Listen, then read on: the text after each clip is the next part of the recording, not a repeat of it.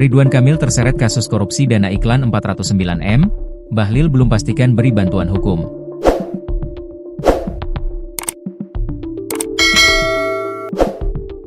Ketua Umum Partai Golkar Bahlil Lahadalia menegaskan bahwa partainya menghormati proses hukum yang sedang berjalan terkait dugaan keterlibatan Ridwan Kamil dalam kasus korupsi dana iklan ban milik pemerintah Provinsi Jawa Barat tahun 2021-2023.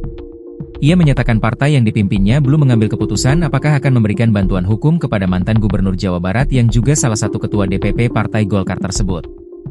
Kita ikuti proses hukum yang ada, kita hargai. Kita hargai proses hukum yang ada terhadap kader Golkar Pak RK. Sampai sekarang kita lihat juga kita menghargai asas praduga tak bersalah, ujar Bahlil saat ditemui di Hotel Sultan, Jakarta, Rabu, 7 Mei 2025. Pernyataan itu sekaligus menjadi respons resmi Golkar atas pertanyaan publik mengenai sikap partai terhadap kasus yang menjerat salah satu kader populernya.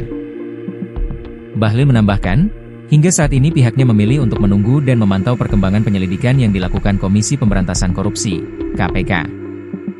Kita lihat saja, kita serahkan semua pada proses ini, tegas Bahlil. KPK sebelumnya mengonfirmasi tengah mendalami peran Ridwan Kamil sebagai pemegang saham pengendali dan komisaris ban milik Pemprov Jabar dalam dugaan korupsi dana iklan ban senilai 409 miliar rupiah. Penyelidikan difokuskan pada periode ketika RK menjabat Gubernur Jawa Barat sekaligus terlibat dalam pengambilan kebijakan di ban tersebut. Ada beberapa keterangan pastinya akan ditanyakan oleh para penyidik kepada Ridwan Kamil, kata Ketua KPK Setio Budianto, Kamis, 1 Mei 2025. Sejumlah informasi, termasuk penunjukan Yudi Renaldi sebagai Direktur Utama BAN dalam RUPS tahun buku 2018, menjadi salah satu fokus pemeriksaan. Yudi yang kini menjadi tersangka, diduga terlibat dalam penyelewengan dana promosi bersama pejabat BAN lainnya dan sejumlah pengendali agensi iklan.